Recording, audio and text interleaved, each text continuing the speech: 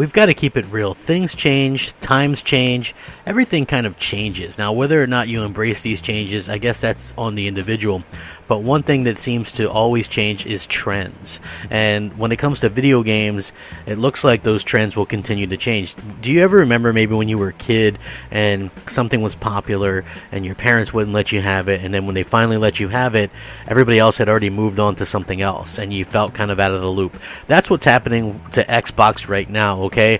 They're worried about the power trend and that because it really affected them last generation.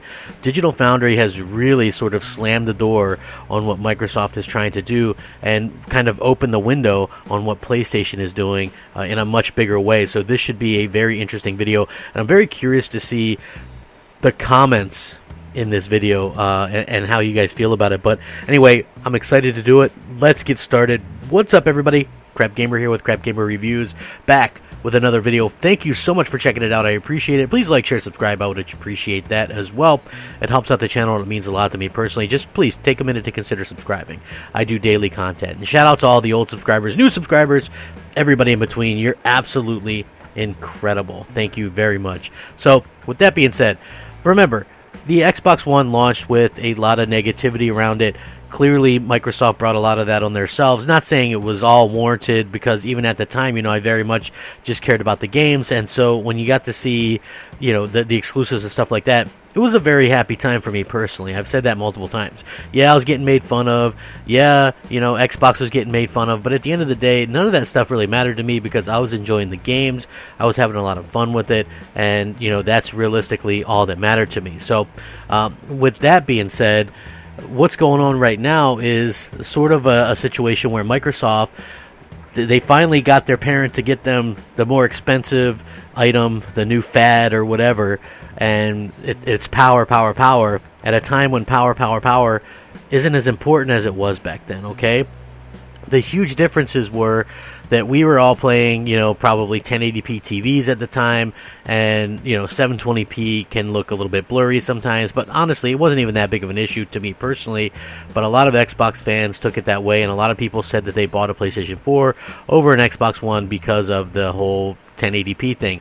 Now, do I buy that completely? Not exactly. I mean, Microsoft did try to steal your gamer rights. They tried to enforce 24-hour check-in DRM.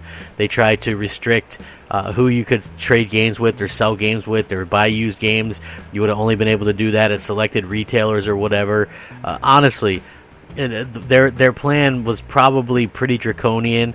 It is so funny to see how far people have turned around on that stance, because Microsoft has slowly re-implemented all that stuff and gotten a lot of Xbox fans used to not owning your own games. Okay, this is the end goal for Xbox, is clearly not creating hardware, but having you play their stuff and use their subscription services through various different apps that they don't actually have to spend money on to create. So a console would be out of the equation at that point. They want you to, stream games to your phone and stream games to your TV or your PC or whatever, where they don't actually have to spend a bunch of money to create something. So that's their end goal for sure, and they guise it as options. Okay, well, it's just an option, right? That's what they say, but maybe you've noticed around the Xbox community, a lot of people go, I'll wait for it to come to Game Pass, right? They're getting you used to, not exactly owning your content, okay?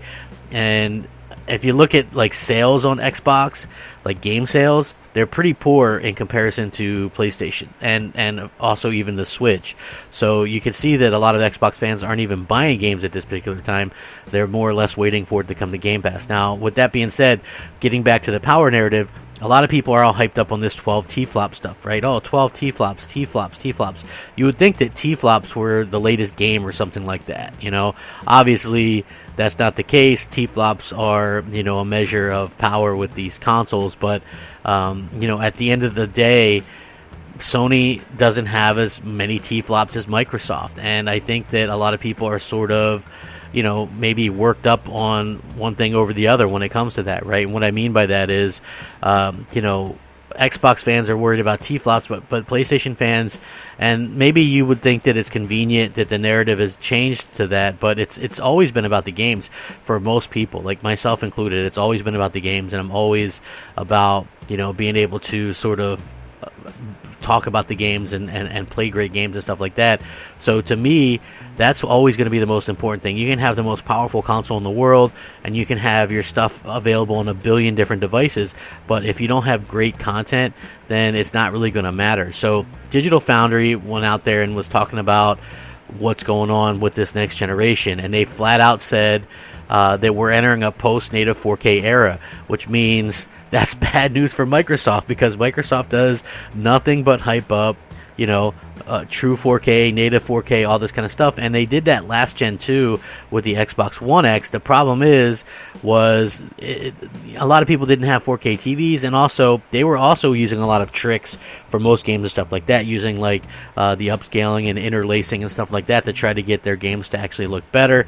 So it wasn't as cut and dry as you really kind of thought, and they bring up the Unreal Engine 5 demo and how it really defies pixel counting. So this is what I've been saying as well, and I will link this so you guys can check it out as well. So basically, they're saying what I've been saying. Thanks to stuff like DLSS and the machine learning and things like that, which was in use on that Unreal Engine 5 demo, you get a 1440p image, which they confirmed, running in real time, that looks as good as a 4K native image, but you take less strain on your GPU.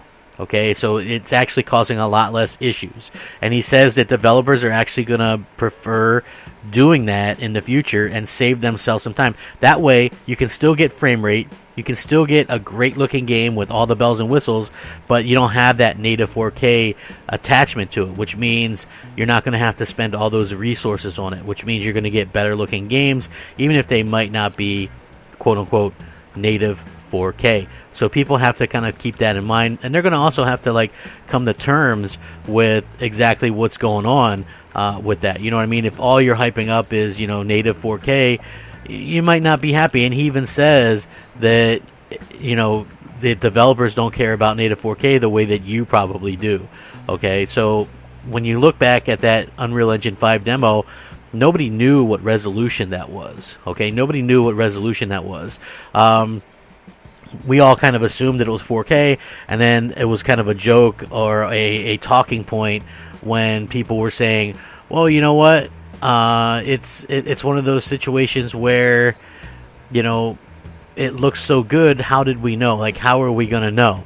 Okay, to me personally, how is that something to make fun of? Just like the Hellblade 2 in-engine stuff that they showed off, I mean, that was 1600p, 24 frames a second. Should we just make fun of that? I don't really think you can, because we don't know what the final product is going to be or what it's going to look like. But, for me, if both these consoles can achieve, this level of fidelity that we saw with that Unreal Engine 5 demo with 60 frames and ray tracing, or what Lumen, which is what that used, which is Epic's own version, then I think that's going to be better for everybody. And you can still call it dynamic 4K or whatever. Sony had a lot of success with that this past generation. I really do think that they were able to sort of achieve a ton of stuff that other people aren't going to be able to do. So I do think that they're going to be able to pull some of this stuff off, and I'm very excited to see that in the future. Now, for me personally, just what are we going to be able to see? I don't really know just yet, but it is going to be interesting to see how that sort of plays out, in my opinion.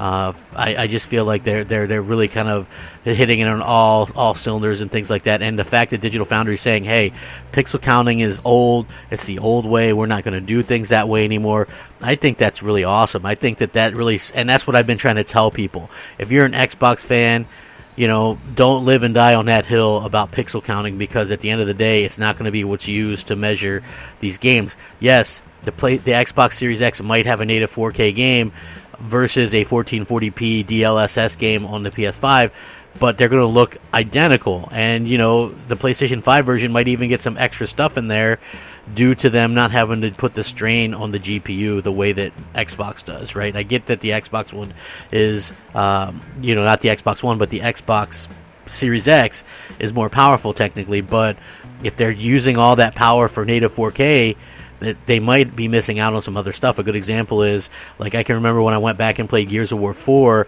on the Xbox One X, and you could have either played it at 4K 30 in the campaign or 1080p 60. When I put it at 1080p 60, the level of detail and stuff looked like an Xbox 360 game to me. So I would prefer if developers actually did utilize like the machine learning and DLSS and stuff like that and achieve a native 4K look, but can add so much more. They really do a good job of sort of doing that in this video and stuff, where they kind of showcase it. So I would love your guys' thoughts and opinions on this. More bad news for Microsoft, since they're trying to push that whole native 4K stuff.